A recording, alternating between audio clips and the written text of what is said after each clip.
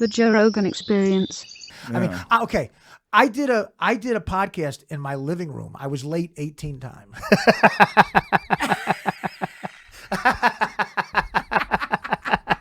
Puerto Rican comedians were beating me in my kitchen. That's hilarious. That's hilarious. I was late 18 times. That's hilarious. I went. People are waiting outside, and I caught traffic by the bathroom. I would say. So that's how out of control it was. My friend Jay is one of the producers of The Doctors, and they were going to fix your nose. Yeah. But they were worried that if they did it, they'd have to give you painkillers. Right. Well, that's a big thing too. Like with the drug court thing, if you get any type of surgery, they got to do paperwork. Also, the guy from Botched wants to do it too. Yeah. I'm actually in a bidding war to fix my nose. What happened to it? Oh, well, a bunch of things. 30 years of drugs. Right. Okay, you want to hear stories?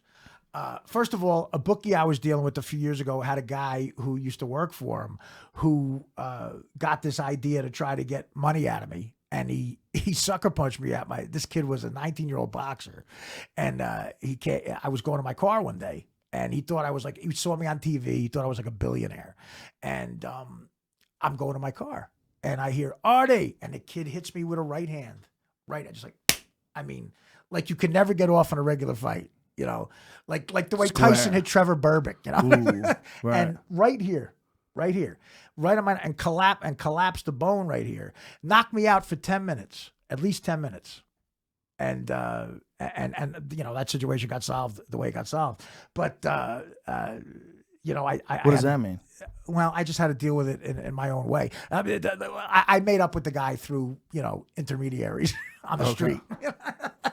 And everybody's fine, and we moved on. But the kid laid me out. The kid, is a 19-year-old. He got just boom. And so that's one thing. 30 years of drug use, but this is one of the crazier stories. So there was this stripper I used to go on the road with, and she would meet me in cities. She was actually from Boston. She was from Southie, and she was hot, but when she talked during sex, she sounded like Mark Wahlberg. That accent's so gross. Yeah, it is like, It's the fuck grossest. me, you wicked heart, fuck, But she was beautiful, and over the years, I would meet her at hotels. She would come with me on the road, and she was a drug addict. We used to snort drugs together. So we're at a hotel in St. Louis. It's gonna be about 5 years ago now. No, less, 4 years ago. And we're snorting Oxycontin. So to snort the pills, you got to crush them up. So we're in this hotel room, this nice hotel room. I got a show that night at a big theater. And I take a shower. She takes out like about 5 pills and starts crushing them. Now, it was a nice hotel, so we had room service. The room service had a salt shaker that was glass. So she couldn't crush one of the pills. She takes the salt shaker and starts hitting the pill with it. And the salt shaker breaks. Glass breaks. Okay. So then she takes a credit card and makes it into a fine powder, a fine dust, not knowing there's all glass in the powder. She cuts out like 4 lines. She gets called down to the desk to go to. I bought her a gift, so she goes down to get the gift. I come out of the bathroom and I see the lines, and I take a pen that I had cut down, and I snort one of the lines, and there's glass in it. I snorted glass and Oxycontin. Holy shit. So it sounded like a zipper. It just went. So I saw one picture of your nose where it was enormously swollen. That's after the kid punched me. That was after he punched you. That was after the kid punched me. Yeah. Yeah. He tweeted it out. He was trying to be a jerk off. He took a picture of me with my phone and tweeted it. He had a bad plan, put it that way, to try to get money out of me. And the bookie, who it's a long story, but anyway, that was after I got punched. Yeah, so that got out all over the place. Yeah. And again, that's my life. That's the chaos that was my life. But I snorted a line of Oxycontin that all glass, fine cut up glass. It sounded like a zipper. It just went, and then my nose just started to, it just went nuts. It just was bleeding. And I went to the hospital. I had to cancel the show, and I wanted to strangle the girl. And that's when it caved in?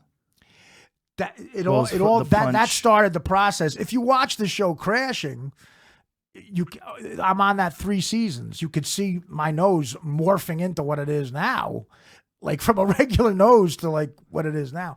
And again, part of me, I tell young kids, part of me doesn't want to get it fixed because every time I look in the mirror, I go, this is a life. This is what happened to me. Yeah. And it's a reminder maybe to not fuck up again. Yeah. And maybe it tells kids that too. It's just such a dangerous thing to get it fixed and then to be in that kind of intense pain and then have the temptation to take a pill. The premise is while you're in the hospital, you get what you need because you can't get it's an operation, so they got to put you out. They put you out. Yeah. But then afterwards, look, I had my deviated septum fixed. Right. And they gave me a couple different painkillers that I didn't use. I got out and I didn't use them when I had knee surgery either. Now, as a guy, okay, let me ask you something. See, this fascinates me. So, as a guy who gets obsessed with stuff, right? Yeah. And you feel that euphoria at that morphine drip. Yeah. The obsession over that feeling is not as strong as you not wanting to fuck your life up. Not even close. Yeah. I That's- know it feels great, but my brain is like, Okay. get out of here. Cover your hand, tuck your chin, bob and weave, get the fuck out of the corner. Right. Get out of there. Right. Okay. Here's what a drug addict is. This is where they claim it's a disease.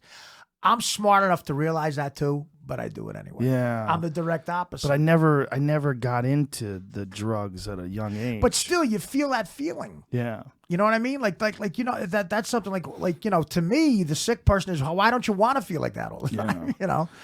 Yeah. It's crazy. Like some people have a painkiller prescription, all these pills in a bottle, and they don't finish it. That premise to me. Yeah, I sold mine. I was like, That's amazing. I took Percocets. I think it was Percocets when I had my first knee operation after the morphine drip. I got out. They gave me Percocets. I took it one day, and it made me so stupid. Okay. I remember yeah. sitting on my couch going, God, I'm so dumb right now. I can't think. Okay, I took in one day. I counted because I was obsessed with. I took 123 Percocet in one day. 123 Oh my God. Percocet. So I got pancreatitis. Jesus So Christ. I was on the liver list, and then my liver came back. I don't know Holy how, again, shit. you talk about You were on the transplant list? they were about to put me on the list. The doctor said to my family, said to my mother and sister, he's going to need a liver. This is this is 5 years ago. Because I got out of control with the Percocets, which is why I went back to snorting. I was trying not to snort. I was taking them orally. For your health. Yeah, right. It's better for your liver.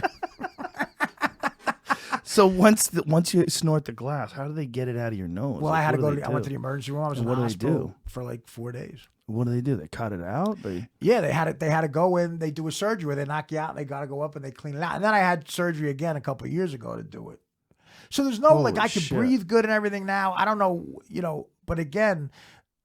They would take a piece of your rib. That's what they Right. would do. They take your cartilage from in between your rib, which will eventually grow back, and Right. then they would prop it up. They do it to fighters when they get their nose smashed. I met the guy at the doctor's. I went to go see him. The guy who does that way. And, and he was like, I don't know. He goes, he never saw a worse nose. Wow. He looked in the nose. He goes, I never saw a worse nose. That's incredible. Yeah. Congratulations. Yeah, well, I'm very goal oriented. But if they did fix it, the real issue would be what it feels like when you get out of the hospital. Right. And, and how, whether or not that would disrupt your progress enough to the point where you would Absolutely. slip right back. Well, Yeah. again, I'm making more mature decisions now because I could have went right into this. Mm-hmm. But and again, the doctor at Botched was cool about it too. He said you need more clean time, you need at least a year before you even try it. Yeah. Well, good for him for thinking that way instead of just. I mean, it would look, be a big episode for them. And again, if I couldn't breathe, it'd be one thing. But I can breathe all right, and I never look like David Beckham anyway. What do I care? You know? It's got to give you some material on stage as well. Absolutely. I say I stopped to smell the roses in life, and they had cocaine on them. It's been an odyssey of craziness.